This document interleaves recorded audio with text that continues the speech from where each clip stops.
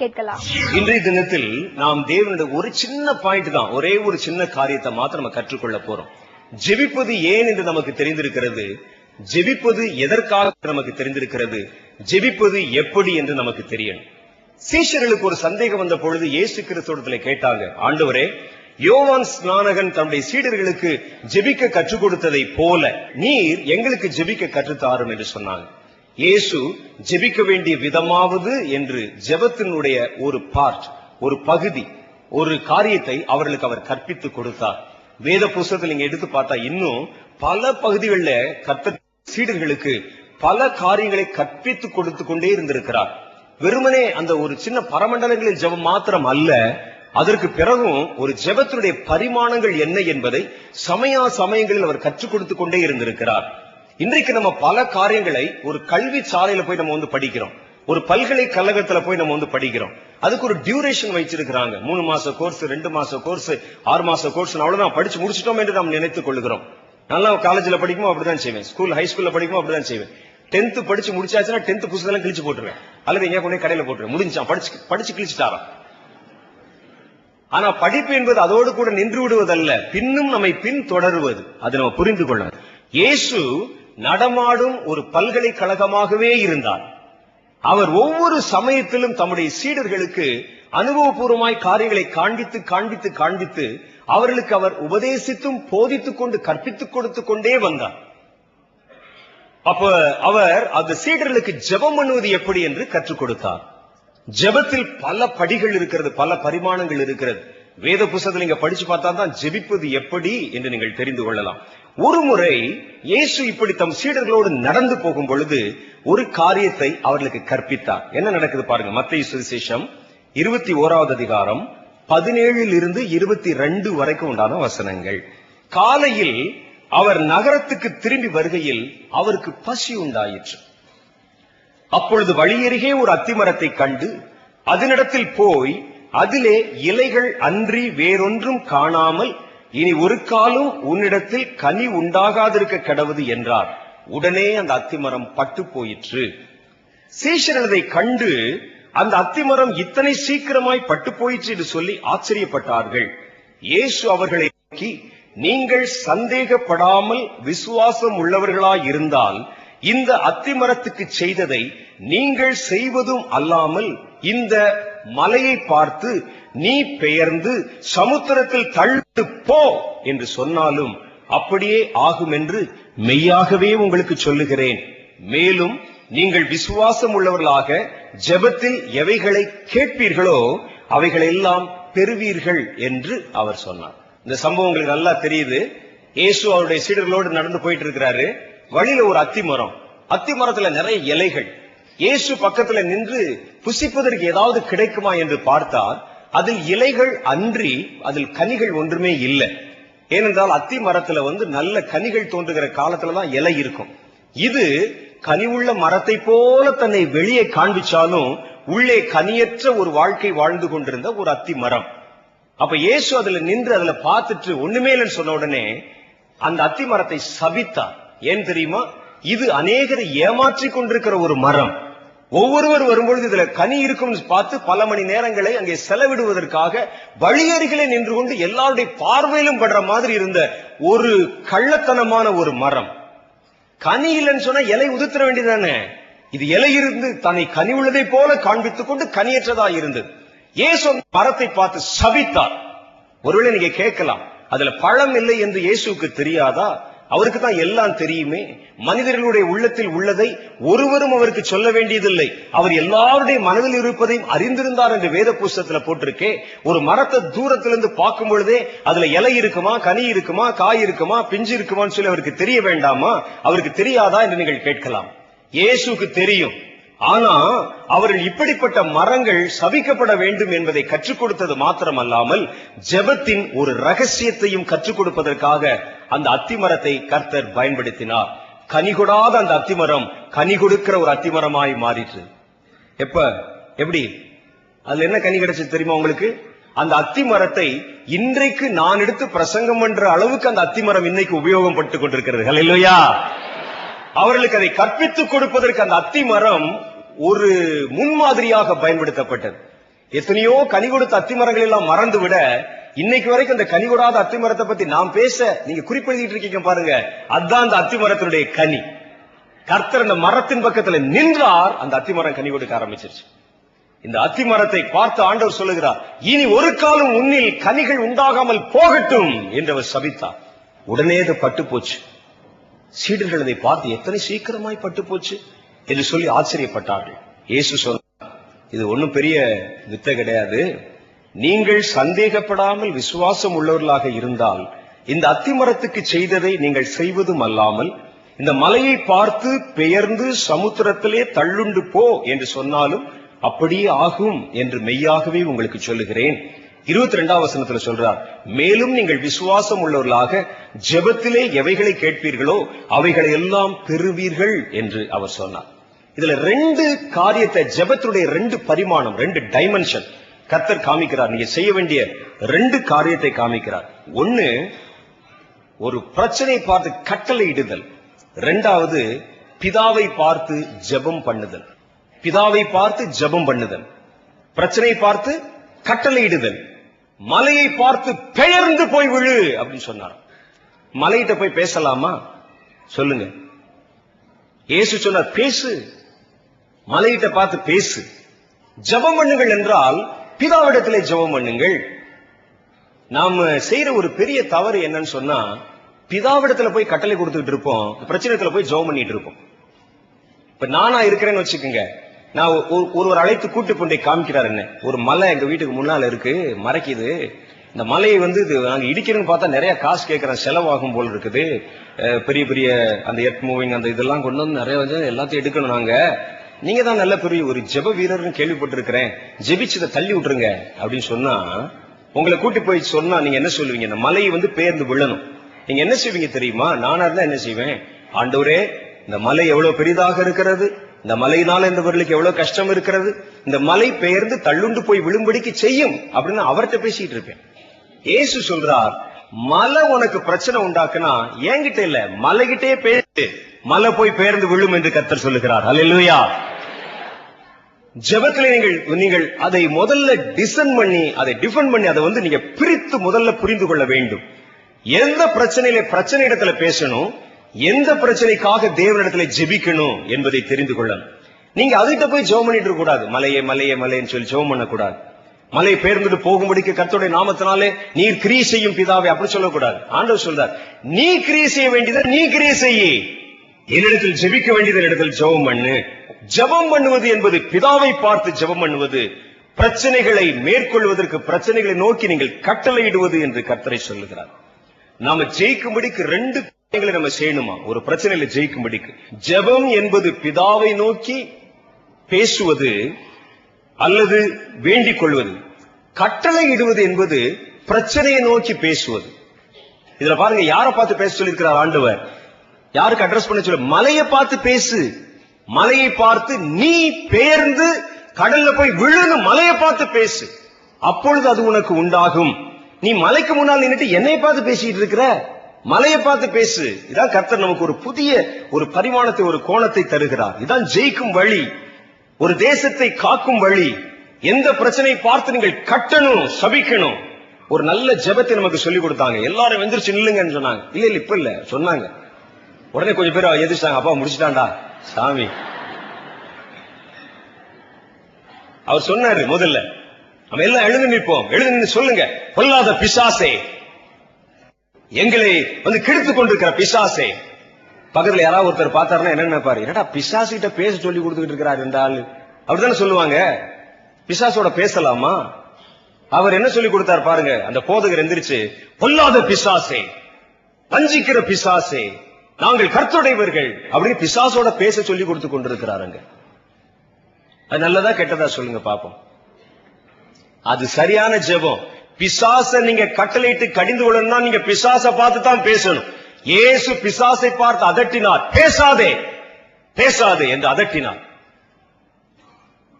அவன் ஆண்டவரை பார்த்து நீ யார் என்று கேட்டார். லேகியோன், நீ இவனை விட்டு அகன்று போ என்று கர்த்தர் பேசினார். இவனை விட்டு அகன்று போகும்படி வேண்டிக் கொள்கிறேன் பிதாவே அப்படி சொல்லல. சொன்னாரா? பிசாசை பார்த்து பிசாசிட்டு தான் பேசினார். நீங்க அதை தப்பர்த்தம் பண்ணி கொள்ளக்கூடாது. போதகர் வந்தாரு, பிசாசுல பேச சொல்லி கொடுக்கிறாரு, இதைத்தான் வெளியே இருக்கிறவங்க எல்லாம் செய்யறாங்க. ஒய்ஜா போர்டுன்னு ஒரு போர்டு வச்சுக்கிட்டு ராத்திரெல்லாம் உட்கார்ந்து பிசாச கூட்டு பேசுறாங்க. அதே மாதிரி பார்த்து, பொல்லாத பிசாசே, விபச்சார பிசாசே, நான் கர்த்தருடைய பிள்ளை, என்னை நீ தொடாதே, போய்விடு என்று பிசாசோட பேச சொல்லி தர்றாரு. இல்ல, பிசாசை நீங்கள் துரத்த வேண்டுமானால் நீங்கள் பிசாசை நோக்கித்தான் கட்டளிட வேண்டும். அல்லேலூயா. பிசாசுக்கு முன்னால முழங்கால் படிட்டு சொல்லக்கூடாது, கர்த்தாவே கர்த்தாவே அந்த ஆள் எவ்வளவு கஷ்டப்படுகிறார் பாரும் கர்த்தாவே என்று இந்த பிசாசை விட்டு ஓடி போகும்படி இயேசுவின் நாமத்தில் வேண்டிக் கொள்கிறேன் பிதாவை, நீர் துரத்தி விடும் பிதாவை, அப்படி சொல்லக்கூடாது. அது ஜெபம். இது அந்த இடத்தில் நீங்கள் பிசாசுக்கு முன்பாக நின்று தேவனிடத்தில் பேசிக் கொண்டிருக்கிறீர்கள். இயேசு சொல்லுகிறார், ஒருவேளை நீங்கள் அப்படி செய்யலாம், ஒரு குழந்தை பிராயத்தில் இருக்கும்போது அப்படி செய்யலாம். ஆவிக்குரிய வாழ்க்கையினுடைய சிறு பிராயத்துல ஒரு நீங்கள் அப்பதான் துவக்க நிலை கிறிஸ்தவர்களா இருக்கும்போது செய்யலாம். அப்படி ஜெபிக்கும் பொழுது ஒருவேளை இந்த பிசாசு கூட விலகி ஓடி இருக்கலாம். ஏன்னா கர்த்தர் பல சமயங்களில் இலக்கண இலக்கியம் எல்லாம் பார்க்கறது இல்ல. அவர் அந்த உள்ளத்தின் ஆழத்திலிருந்து புறப்படும் விசுவாசம் நிறைந்த ஜெபத்தை மாத்திரம் பார்த்து கிரியை செஞ்சிடறார். சில ஆட்கள் மனிதர்கள் தான் இலக்கண இலக்கியம் பார்த்துட்டு இருப்பாங்க.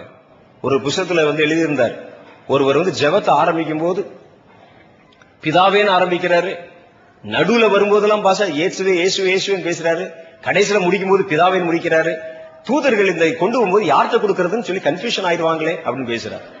அது எதுக்கு உனக்கு பிரச்சனை? அது அவர்களுக்கு தெரியும் எதை யாரிடத்தில் கொடுக்கணும், என்ன செய்யணும்.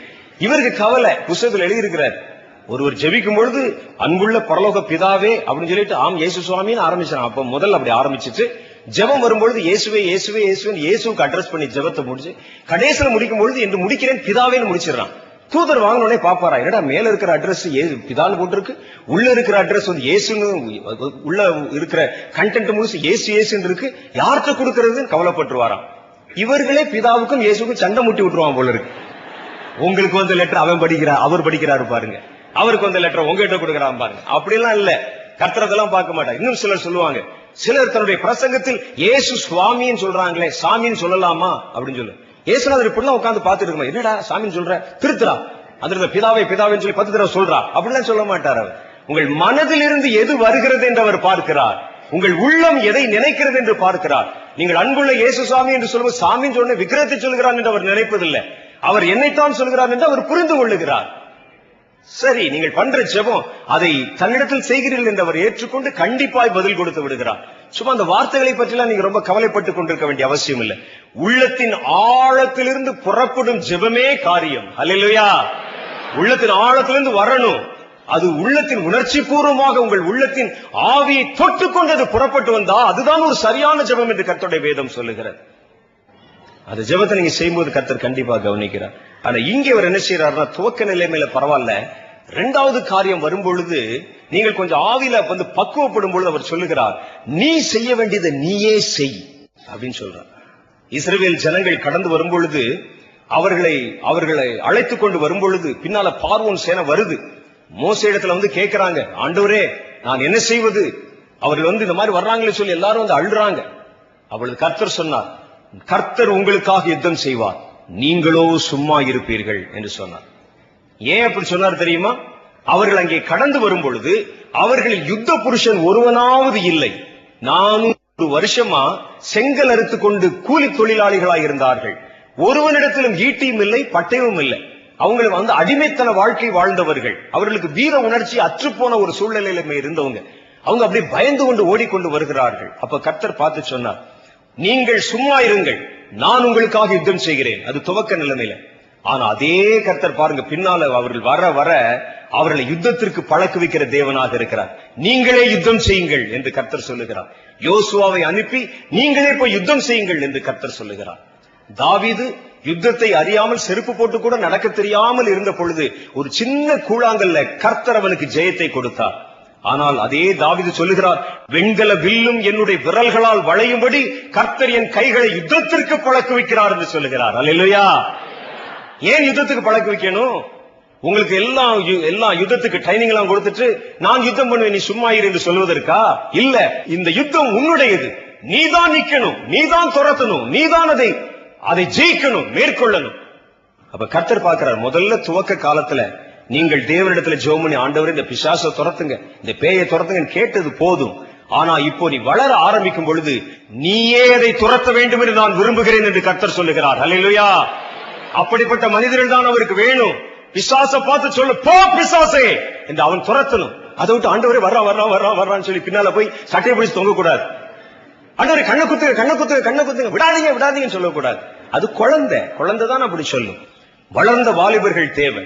தேவன் அந்த பிசாசு வரும் பொழுது அதற்கு முன்பாக எதிர்த்து நிற்க துணிச்சல் உள்ளவர்களாக, வெண்கல வில்லும் உங்களுடைய விரல்களால் வளையும்படிக்கு கர்த்தருடைய கரத்தினால் நீங்கள் யுத்த புருஷர்களாக வணையப்பட வேண்டும் என்று கர்த்தர் விரும்புகிறார். அல்லேலூயா.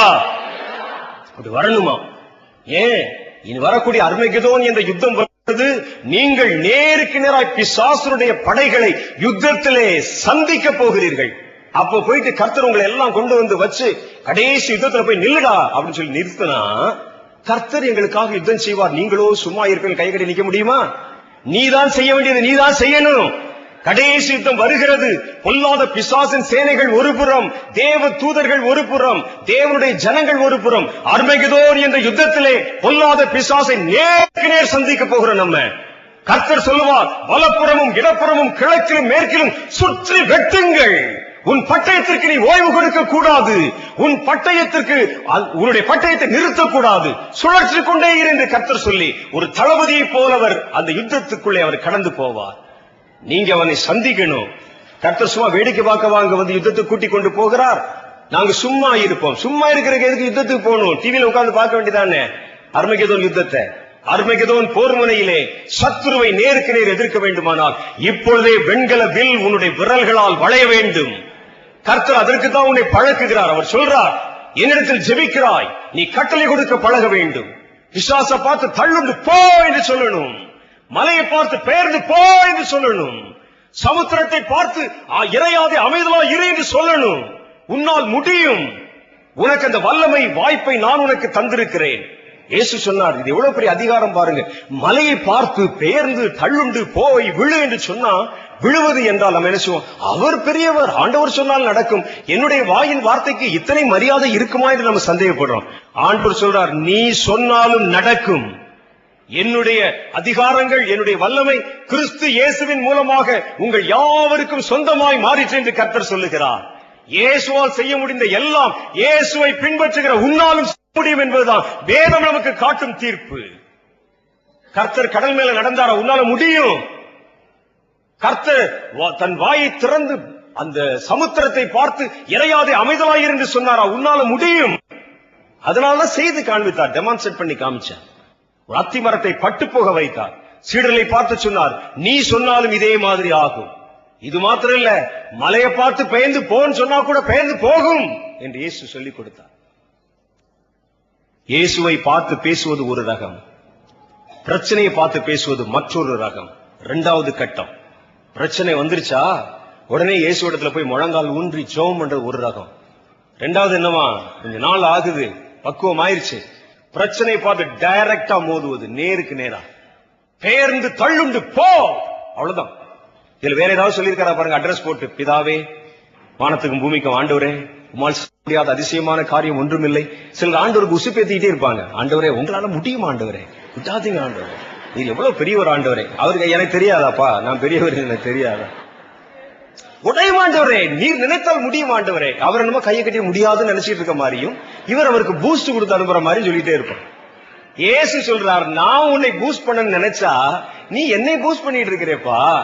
நீ போ, நீ நில்லு, நீ பேசு, பேருந்து அப்பால் போயின்னு சொல், அதை விட்டு எனக்கு உசுப்பேத்தாத என்று சொல்லுகிறார். மலையை பார்த்து பெயர்ந்து சமுத்திரத்தில் போய் விழு என்று சொல். பிரச்சனையை பார்த்து நேரடியாய் பேசுங்கள். காற்றையும் இயற்கையை பார்த்து பேசினா கூட நடக்குமா? இயேசு படகிலே சீடர்களோடு போய் கொண்டிருக்கிறார். இயேசு ஏறி சென்ற அந்த சின்ன படகு அலைகளினால் மூடப்படத்தக்கதாய் கடலில் பெரும் காற்று உண்டாயிற்று. அவரோ நித்திரையாயிருந்தார். அப்பொழுது அவருடைய சீஷர்கள் வந்து அவரை எழுப்பி, ஆண்டவரே எங்களை ரட்சியும், மடிந்து போகிறோம் என்றார்கள். அதற்கு அவர், அற்ப விசுவாசிகளே ஏன் பயப்படுகிறீர்கள் என்று சொல்லி எழுந்து காற்றையும் கடலையும் பார்த்து இறையாதே அமைதலாயிரு என்று அதட்டினார். அப்பொழுது மிகுந்த அமைதல் உண்டாயிற்று. இயேசு படகுல பின்னணியில தூங்கிட்டு இருக்கிற அந்த சம்பவம் உங்களுக்கு தெரியும். காற்றும் கடலும் இறையுது. சீஷர்கள் வந்து எழுப்புறாங்க, ஆண்டவரே அழிந்து போகிறோம், கவலை இல்லையா அப்படின்னு சொல்றாங்க. அவங்க எழுப்புறதே அவருடைய விசுவாசத்தை தான் காட்டுகிறது. அவ இயேசு எந்திரிச்சால் ஏதாவது செய்ய முடியும் என்றுதானே அவரை போய் எழுப்புறாங்க. என்னை வந்து யாராவது எழுப்புவானா? காற்றும் கடலும் வந்து அலையும் போது இந்த என்ன செய்ய போறேன்? நானும் சேர்ந்து பயப்படுறேன். ஐயோ என்னடா செய்யறது? எந்திரியா, சீக்கிரம் எந்திரியா, வாங்க நம்ம எல்லாம் சேர்ந்து பயப்படலாம். அதுக்கு எழுப்புனாங்க. இயேசுக்கு ஏதோ செய்ய முடியும் என்றுதான் அவர்கள் இயேசுவை எழுப்பினார்கள். அது விசுவாசமா? விசுவாசம் இல்லையா? நேரா அவர்களுக்கு நல்லா தெரியும், இவர்கள் மீனவர்கள், பிறந்ததே கடல்ல தான். கடல்ல எத்தனையோ அனுபவம் உள்ளவர்கள், எத்தனையோ புயல்கள் பார்த்தவர்கள். ஒரு புயல் வந்தால் என்ன செய்ய வேண்டும் என்று அவர்களுக்கு தெரியும். மாம்சத்தின்படி இயேசுவை பார்த்தால் ஒரு தச்சராய் பிறந்தவர். அவருக்கும் கடலோடு நிறைய தொடர்புகள் கிடையாது.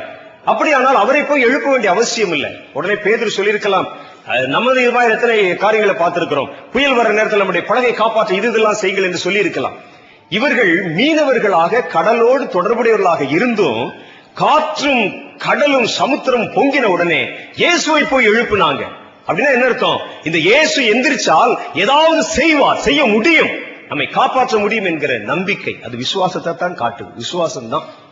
எழுப்புனாங்க. இயேசு உடனே எழுந்தார். எழுந்து காற்றையும் கடலையும் பார்த்தார். இறையாதே, அமைதலாயிரு என்றார். உடனே மிகுந்த அமைதல் உண்டாயிற்று.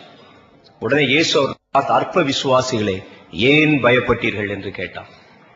என்ன ஆண்டவர், எங்களை போய் அற்ப விசுவாசம் சொல்றீங்க? நாங்க உம்மை விசுவாசித்துத்தானே நாங்கள் உம்மை எழுப்பினோம், அப்புறம் எப்படி நாங்கள் அற்ப விசுவாசிகள்? நீங்க நல்ல ஒரு வார்த்தையை அர்த்தம் கண்டுபிடிக்கணும். அற்ப விசுவாசம் என்பது வேறு, அவிசுவாசம் என்பது வேறு. அவிசுவாசம் என்றால் விசுவாசமே இல்லாதவன் என்று பொருள். சுத்தம் அசுத்தம் ஆனா முன்னால சேர்த்துட்டீங்கன்னா இல்லைன்னு அர்த்தம். விசுவாசம் அவிசுவாசம். அற்ப விசுவாசம் என்றால் விசுவாசம் ஆனா கொஞ்சமா இருக்கு விசுவாசம். இவர்கள் இயேசுவை போய் எழுப்புனாங்க பாருங்க, அதை இயேசு அற்ப விசுவாசம் என்று சொல்லுகிறார். புரியுதா? என்ன சொல்றாராம்? தன்னை வந்து எழுப்பி எங்களை காப்பாத்துங்க ஆண்டவரேன்னு சொல்லி போய் அவரை வந்து எழுப்பி அவரால் செய்ய முடியும் என்று நம்பினாங்க பாருங்க. அது விசுவாசம் தான். ஆனா அது பூர்ணமான விசுவாசம் இல்ல, அற்ப விசுவாசம். அற்ப விசுவாசிகளை ஏன் பயந்தீர்கள்? ஏனதை கேட்கணும். நீ நல்ல பூர்ண விசுவாசியா இருந்தா என்ன செய்வ தெரியுமா? என்னை அல்ல, நீயே காற்றையும் கடலையும் பார்த்து இறையாதே, அமைதலாய் என்று சொல்லி இருக்க வேண்டும். நீ கட்டளை கொடுத்தாலே இது நடந்திருக்கும். ஆனா நீ அந்த நேரத்தில் உடனே என்னை வந்து எழுப்பின. விசுவாசம் ஆனா அற்ப விசுவாசம், கொஞ்சம் குறைச்ச விசுவாசம். விசுவாசத்தினுடைய பரிபூரணம் என்பது நமக்கு வருகிற சோதனைகள், பிரச்சனைகளை நாமே எதிர்கொள்ள பழகுவது. கர்த்தர் அதைத்தான் விரும்புகிறார். தான் எப்படி ஒரு ஜெய புருஷராய் இருக்கிறாரோ தன் பிள்ளைகளும் அப்படியே ஜெயிக்கிறவர்களாகவே இருக்க வேண்டும் என்று விரும்புகிறார். அல்லேலூயா. நீ தோற்று போக கர்த்தர் உன்னை உண்டாக்கவில்லை. நீ ஜெயிப்பாய், ஜெயிப்பாய், ஜெயித்துக் கொண்டே இருப்பாய். அல்லேலூயா. கர்த்தருடைய நாமம் ஜெய வீரர் என்பது அந்த பெயரை தான் கர்த்தர் இன்றைக்கு நமக்கும் தந்திருக்கிறார். ஜெயிக்கும், ஜெயிப்பதற்காகத்தான் கர்த்தர் நம்மை படைத்திருக்கிறார். ஜெயிப்பதற்காய்த்தான் கர்த்தர் நம்மை அபிஷேகித்திருக்கிறார். ஜெயிப்பதற்காய்த்தான் கர்த்தர் நம்முடைய கைகளிலே பட்டயத்தை கொடுத்திருக்கிறார். ஜெயிப்பதற்காய்த்தான் கர்த்தர் இருபுறமும் கருக்குள்ள பட்டயமாகிய தம்முடைய வேத வசன வார்த்தைகளை நம்முடைய கைகளிலே கொடுத்திருக்கிறார். அவர் சொல்றாரு, இறையாதே, அமைதலாயிரு என்று நீ அதை பார்த்து அடக்கு. ஒரு பெரிய மலை உனக்கு முன்பாக நின்று கொண்டு உன்னுடைய அந்த வழிகளை அடைக்கிறதா? அவைகளை பார்த்து பெயர்ந்து நீ தள்ளுண்டு போய் விழு என்று சொல். அதான் வல்லமை, அதான் பவர், அதான் ஜெயிக்கும் அதிகாரம். அதிகாரத்தை பயன்படுத்து. தேவனிடத்தில் பேசுவது, தேவனிடத்தில் பேசி பலத்தை பெற்றுக்கொள். பிரச்சனை இடத்திலே பேசி பிரச்சனையை மேற்கொள். இதுதான் கர்த்தர் நமக்கு சொல்ற காரியம். ஹல்லேலூயா. நீங்க பிரச்சனை இடத்துல பேசுறேன்னு சொல்லிட்டு தேவனிடத்துல பேசுறதை விட்டுறக்கூடாது. சிலர் பார்த்து, ஓ நமக்கு தான் அதிகாரம் கிடைச்சா இனிமே இவர் எதுக்கு நமக்கு அப்படின்னு பார்க்கும்போது ஒவ்வொன்றை பார்க்கும்போது நீ பட்டுப்போ, நீ கெட்டுப்போ, நீ குட்டிச்சவரா போ. இதுல பேசுவது மாத்திரமல்ல, தேவனிடத்தில் நீங்கள் பேசணும். தேவனிடத்தில் நாம் என்ன பேசுகிறோம் பாருங்கள். எப்ப பார்த்தாலும் தேவனிடத்துல போய் அழுவாச்சியா போய் உட்கார்ந்துட்டு கூட முடியல ஆண்டவரே, முடியல ஆண்டவரே, செய்யும் ஆண்டவர் அப்படி சொல்லக்கூடாது. தேவனிடத்திலே பலத்தை பெற்றுக்கொள், பிரச்சனையை மேற்கொள். பிரச்சனை இடத்துல போய் பேசும்போது பிரச்சனை மேற்கொள். தேவனிடத்துல கேள், ஆண்டவரே இதை சூழ வரும் பிரச்சனைகள் திரளானவைகள், நானே ஜெயிக்கும்படி விரும்புகிறேன், எனக்கு பலத்தை தாங்க, பலத்தை தாங்க, பலத்தை பெற்றுக்கொள். பிரச்சனை இடத்துல போயிட்டு இந்த பிரச்சனை நீங்க தள்ளிருங்கன்னு கேட்காத, அதை தள்ளுறதுக்கு தான் கர்த்தர் உன்னை படைக்கிறார். சில சமயங்கள் அப்படிதான் பிரச்சனைகள் வரும்போது நீங்கள் ஆண்டவரிடத்தில் ஜெபம் பண்ணிட்டே இருப்பீங்க. 30 நாள் 60 நாள் 40 நாள் ஜெபம் பண்ணிட்டே இருப்பீங்க, பிரச்சனையாவே இருந்து கொண்டிருக்கும். வந்து உடனே கேட்பீங்க, பிரதர் நானும் பண்ணாத ஜெபம் எல்லாம் கிடையாது, முழங்காலே நின்று ஜெபம் பண்ணிட்டேன், ஆல் நைட் பிரேயர் போட்டு ஜெபம் பண்ணிட்டேன், ஃபாஸ்டிங் பிரேயர் போட்டு ஜெபம் பண்ணிட்டேன், ஒரு நேரம் மாத்திரம் தண்ணி குடிச்சு ஜெபம் பண்ணிட்டேன், தண்ணி குடிக்காம ஜெபம் பண்ணிட்டேன், பிரச்சனையாவே இருக்குதே அப்படின்னு. பிரச்சனையாவே தான் இருக்கும், அப்படிதான் இருக்கும். ஏன் தெரியும்? நீ இதுவரைக்கும் உள்ள உட்கார்ந்து ஆண்டவரே ஆண்டவரே அழுதுட்டு இருக்கு. கர்த்தர் எதை எதிர்பார்க்கிறார்? நீ போய் பிரச்சனைக்கு முன்னால நிக்கணும், நீ போய் பிரச்சனை பார்த்து போன்னு சொல்லணும். ஆண்டவர் சொல்லுவார், இவன் கையில அதிகாரத்தை கொடுத்து பட்டயத்தை கொடுத்து இவனை நான் ஒரு யுத்த புருஷனாய் மாற்றி ஒரு பிரச்சனை சந்திக்க விட்டா இவன் வேகமா ஓடியாந்து வர்றான் பூச்சாண்டி வர்றான் என்கிட்ட வந்து முறையிட்டு இருக்கிறான் பார். தண்ணி குடிக்காம ஜெபம் பண்றான், ஃபாஸ்டிங் போட்டு ஜெபம் பண்றான், என்கிட்ட வந்து முறையிடுறான் பார். போடா, முன்னால போடா, போய் அதை மேற்கொள்ளு, மோதி. பாரதியார் மோதி மிதித்து விடு பாப்பா, அவர் முகத்தில் உமிழ்ந்து விடு பாப்பான்னு சொல்லி கொடுத்தாங்க. அதே மாதிரி கர்த்தர் மோதி மிதித்து விடு, அதன் முகத்தில் உமிழ்ந்து விடு. கர்த்தர் நமக்கு சொல்லித்தர. ஹல்லேலூயா. அதான் வீரம், அதுக்கு தான் கர்த்தர் நம்மை படைத்திருக்கிறார். ஜெபிக்கிறவன் என்பவன் ஜெபித்துக் கொண்டிருக்கிறவன் மாத்திரமல்ல, அவன் ஜெயிக்கிறவன், ஜெயித்துக் கொண்டே இருக்கிறவன். சொல்லி பாருங்க, நான் ஜெபிக்கிறவன், நான் ஜெயிக்கிறவன். ஹல்லேலூயா. ஜெபம் என்பது தேவனோடு பேசி நான் ஜெபிக்கிறேன். ஜெயம் என்பது என் பிரச்சனைகளை பார்த்து அதன் முன்பாக நின்று அதை பேசி தவிடுபடியாக்குகிறேன். இதைத்தான் நீங்க கற்றுக்கொள்ளணும் கர்த்தர் விரும்புகிறார். கட்டளை கொடுக்க கற்றுக்கொள்ளுங்கள். உங்கள் பிரச்சனைகளை பார்த்து கட்டளையிட கற்றுக்கொள்ளுங்கள்.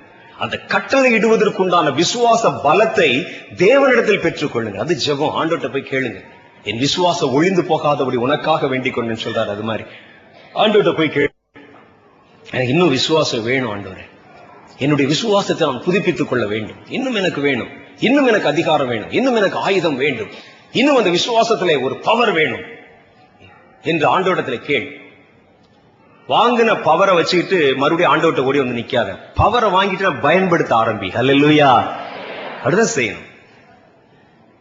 உங்கள் பட்டயத்தை உயர்த்தி பிடியுங்கள், சாத்தான் பயப்பட ஆரம்பித்து விடுவான். பிசாசுக்கு எதிர்த்து நில்லுங்கள், அப்பொழுது ஓடி போக ஆரம்பிச்சிடும். நீ பேசுற வார்த்தையும் நீ நிக்கிற ஸ்டைலையும் பார்த்தாலே பிசாசு ஓடிடணும். ஹல்லேலூயா. இவன் விவரம் தெரிஞ்சவன், இவன் கட்டளையிட புரிந்தவன், இவன் சொல்லுகிற கட்டளை ஒரு ஈட்டியின் காக்கை போல என்னுடைய மார்பை பிளந்துவிடும் என்று சாத்தானுக்கு தெரியும். பொல்லாத பிசாசை பார்த்து இயேசு பேசாமல் என்று அதை அதட்டினார். அந்த வார்த்தை வரும்போதே தெரியும்.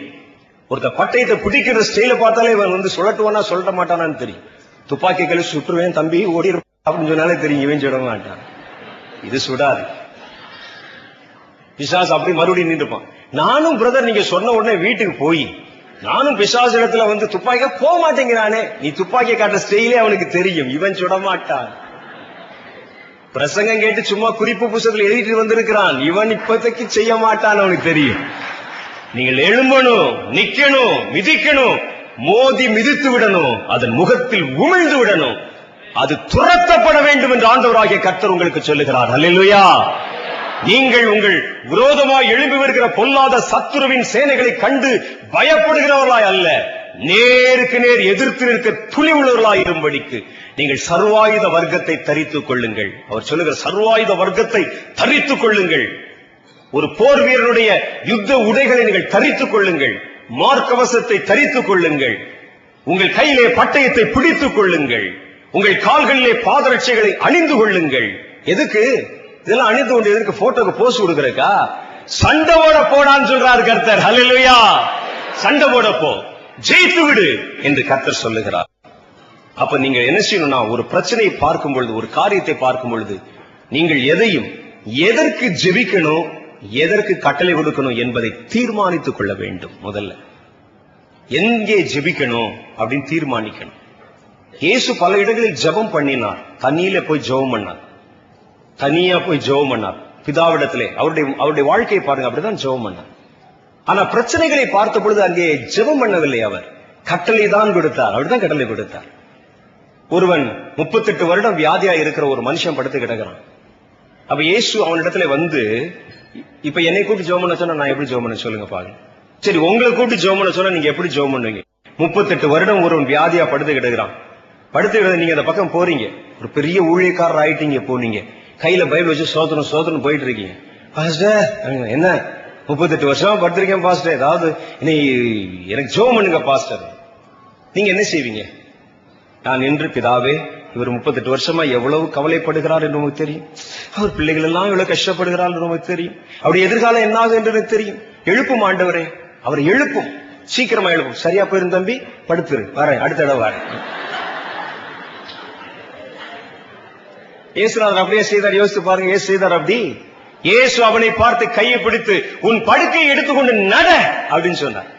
அதுல பிதாவுக்கு ஏதாவது அட்ரஸ் பண்ணிருக்கிறாரா? என்று நட என்று சொல்லுகிறேன் பிதாவே, ஆமென் சொன்னாரா?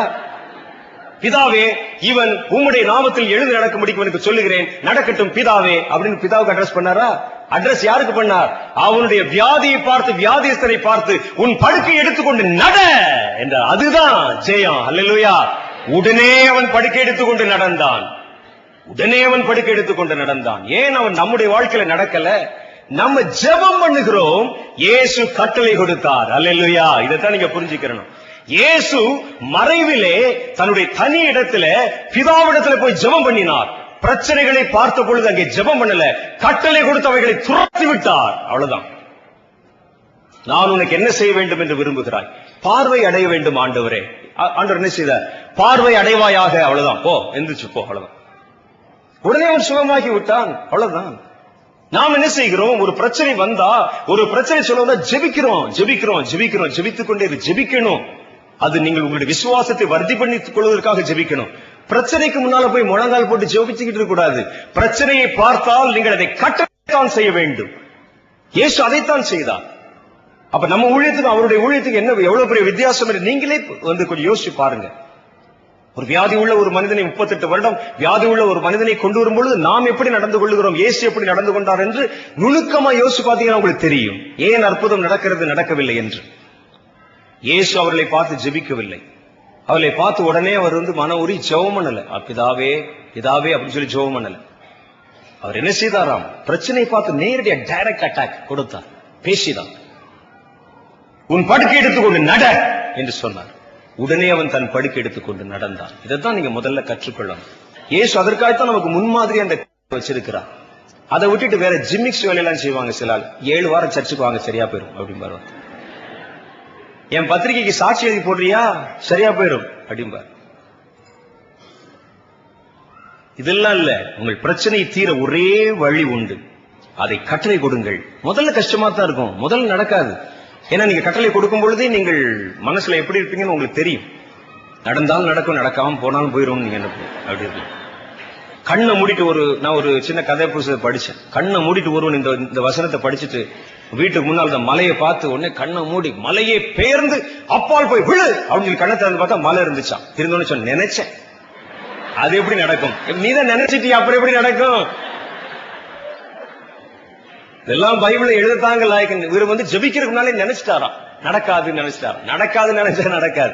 அதனால இயேசு சொன்னார், அவர் நோக்கி சந்தேகப்படாமல் விசுவாசம் உள்ளவர்களாய், சந்தேகப்படாமல் அவர் சொல்லுகிற அந்த விசுவாசத்தை நமக்குள் உருவாக்கிக் கொள்வது என்பது உடனே நடக்கிற விஷயம் அல்ல. ஒரு ஜெப கூட்டத்துக்கு பிரதர் எனக்கு தலையில கை வச்சு ஜெபம் பண்ணுங்க, நான் விசுவாசம் விதிக்கணும் அப்படின்னு உடனே நான் கை வச்சு ஜெபம் பண்ண உடனே நடக்கிற விஷயம் இல்ல. பை பிராக்டிஸ் வரும். யுத்தம் என்பது, யுத்தத்திற்கு அவர் என்ன செய்யறாராம்? பழக்குவிக்கிறார் என்றால் அது ஒரே நாள் நடக்கிற விஷயமா? பழக்குவித்தல் என்றால் கொஞ்சம் கொஞ்சமா நடக்கிற விஷயம். பிராக்டிஸ் பண்ணணும். பழக்குவித்தல் என்றால் அப்படித்தான் பழகணும். சைக்கிள் ஓட்ட பழகணும். சைக்கிள் ஓட்ட பழகும்போது நண்பர்கள் பிடிச்சுக்கடா, விட்டுறாரா, கை விட்டுறாரா, நண்பர்களை நம்பி அப்படின்னு இப்படிதான் போவோம். அவன் சொல்லுவான், இடுப்பு ஆட்டாதரா அப்படின்னு சொல்லி 2 அடி போடுவான். போட்டு அப்படியே பிடிச்சிடும். பிடிச்சிருக்கீங்களா பார்த்து அப்படி பின்னால் திரும்ப விழுந்துரும் டும்முன்னு. எங்கேயா போய் அவன் அங்கே நின்றுட்டு இருப்பான். பாவி, உன்னை நம்பி சைக்கிள் ஏற நம்ம எல்லாரும் தானங்க படிச்சான். நான் ஒரு அம்மா ஒரு கூடையில தயிர் வச்சிருந்த கூட அந்த அம்மா இப்படி ஆட்டிட்டு போய் சொல்லி டம்முன்னு மோதிட்டேன். அது திட்டு இருக்கு பாருங்க. அன்னைக்கு வீட்டுல 45 ரூபா பணம் வாங்கிட்டு போயிடுச்சு தயிருக்கெல்லாம். சரி, அப்படிதான் படிச்சோம். ஆனா இப்ப நம்ம சைக்கிள் ஓட்ட ஆரம்பிக்கும் பொழுது பாருங்க, நமக்கு அது சர்வசாதாரணமா ரொம்ப சுதந்திரமா இருக்கு. அப்படி அவங்க ஒண்ணுமே தெரியுறது இல்ல. கார் டிரைவிங் பண்ணும்போது அப்படித்தான், லெப்ட்ல வான்னு சொல்லுவார். அப்படி தொடையில அடிப்பார் பக்கத்துல இன்ஸ்ட்ரக்டர். வாடா இல்ல, என்னன்னு தெரியல, வண்டி ஒதுக்கிட்டே போகுது. வண்டியா ஒதுக்கிட்டு போகுது. அப்படிதான் வண்டி அப்படியே போற மாதிரி இருக்கு, நேரா வர மாதிரி தான் இருக்கு. ஆனா பாத்தீங்கன்னா அப்படி ரைட்ல போயிட்டே இருக்குன்னு சொல்லுவார். அப்படித்தான் முதல்ல அப்படித்தான் ஸ்கூட்டர் பழகும் போது அப்படித்தான். ஆனா இப்ப பாருங்களேன், நீங்க ஸ்கூட்டர்ல ஏறி உட்காடுறீங்க அல்லது டிரைவிங் பண்றீங்க. டிரைவிங் பண்ணி எத்தனையோ பேர் இந்த இடத்துல வந்திருப்பீங்க. நீங்க நல்லா யோசிச்சு பாருங்க, எத்தனை இடத்துல ஹார்ன் அடிச்சீங்க, எத்தனை இடத்துல ஓவர்டேக் பண்ணீங்க, எத்தனை மனிதர்கள் வரும்பொழுது நீங்கள் அதுல கொஞ்சம் வளைச்சு வந்தீங்க, எதுவுமே உங்களுக்கு தெரியாது. பக்கத்துல பேசிட்டே வருவீங்க, எதையோ நினைச்சிட்டே வருவீங்க, கரெக்டா வந்து சேர்ந்துருவீங்க. எப்படி பழக்கமாச்சு? அதான் பழகுவது. அல்லேலூயா.